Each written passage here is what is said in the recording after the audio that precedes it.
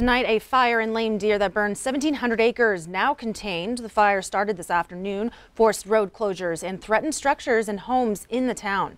According to a press release from the BIA, responded to 3 wildfires Sunday morning, stating that it's not clear what caused the fire, but the cut-across fire began near the Jimtown Cutoff Road north of US 212. Winds moved in and pushed the fire north into the town of Lame Deer. Highway 212 and Montana Highway 39 were closed for a while they were trying to contain the fire. They reopened around 7:30 this evening. Rosebud, Ashland, and Forsyth County firefighters all helping to combat the blaze.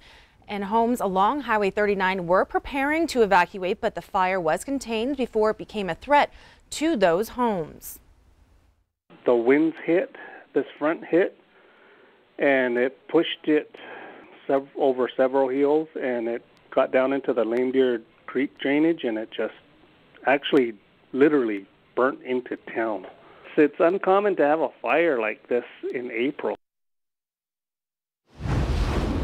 And that fire now contained, and now joining me is Bob McGuire, and it seems like some snow is going to be heading our way. Yeah, we'll talk about fire and ice. We got the fire first story. Now we're going to talk about some snow, ice and snow. Let me show you what's happening. The Billings National Weather Service gave us a heads up on this and said there's a spring storm getting ready to hit midweek. Look for a foot or more of snow up in the higher elevations. This comes from their website. Several inches of snow expected in the lower elevations, and that does include the city of Billings. Now, we have already put out a winter storm watch for the Beartooths. Could see 6 to 10 inches of snow in the lower elevations, up to 2 feet in the higher elevations. In the Bighorn Mountains, it's more like 11 to 15 inches of snow there. So how much snow are we going to get out of this thing? Well, let me show you. Here's what we'll see at 11:30 p.m. Tuesday night, tomorrow night. I should say Tuesday night. Look for no snow at all. It's just going to be dry. But then overnight, Tuesday night into Wednesday, by the time Wednesday morning gets here, we could be looking at maybe 2 to 4 inches of snow in Billings and maybe 4 to 6 inches in Livingston. That's 2 to 4 if it all comes down to snowfall. Some of it could be mixed with rain, but we'll just have to wait and see. But that's the potential.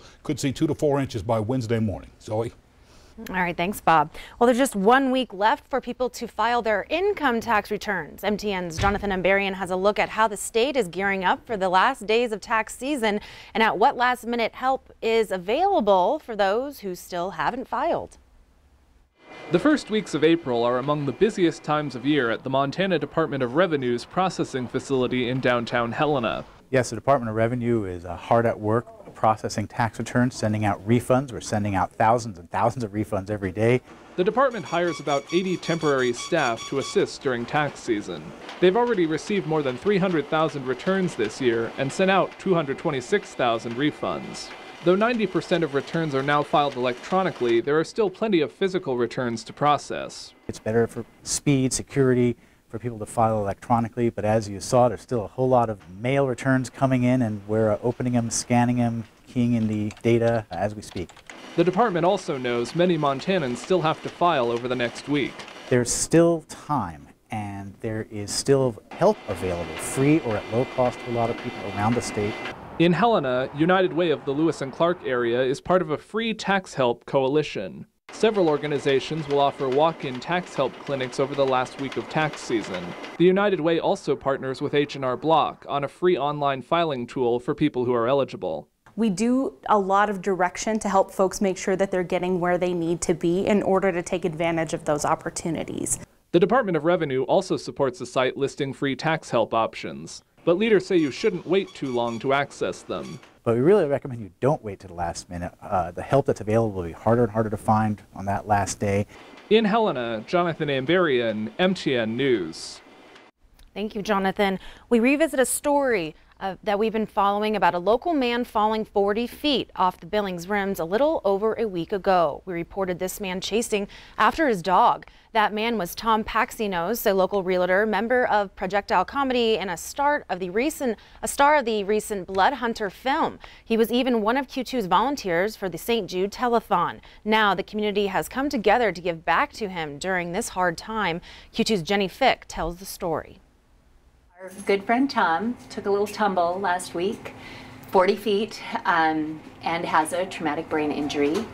Zeus is the boy that Tom went over the cliffs to follow here. Tom is still in the hospital, taking it day by day. No news is good news at this point, so we just really want him to stay peacefully resting like he is, and he's so comfortable right now. So we're just going to let him wake up in his own due time. So even if Tom checks out of the hospital today with a clean bill of health, that's when a long road to recovery will happen.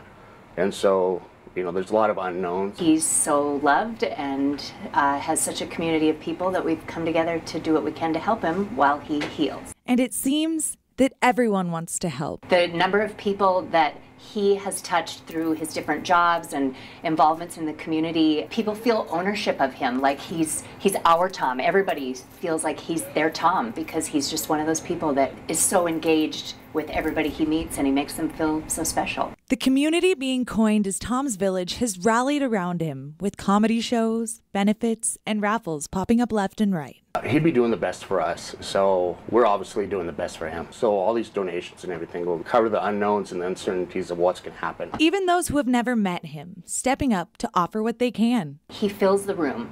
His energy and his light fills the room when he comes in. You fall in love with him on sight. Being a part of projectile comedy, laughter is a huge part of Tom's life. He would be so mad at us if he thought we were sitting around crying, not doing anything. He would be so mad. You know, we make inappropriate jokes and none of it is going to be highbrow comedy by any means. Chaz Llewellyn said it best. He said, I want him to wake up and when he sees everything that has happened and the photos and the comedy and all of it, he'll say, nice. In the meantime, his village has got his back. Get ready for a party. Century 21, he's built a name for himself. He's got a great base of clients that trust him. My son and his fiance actually bought a house with Tom's help. They developed such a bond during the process that my kids have actually asked him to be their officiant at their wedding this summer. And we're bound and determined to make sure that he makes that happen. My kids won't have it any other way. So that speaks to the fact that you fall in love with Tom the first time you meet him. And there's no getting out of it. He's in your life forever. In Billings, Jenny Fick, MTN News. Jenny says for a full list of the opportunities to help or for dates of fundraisers, visit ktvq.com. Venmo donations are being collected for out-of-state friends and family. There's also a Facebook page, Thinking of Tom, where regular updates on his status are posted. A fun time for kids of all ages this afternoon on the final day of the 68th annual Albadoo Shrine Circus.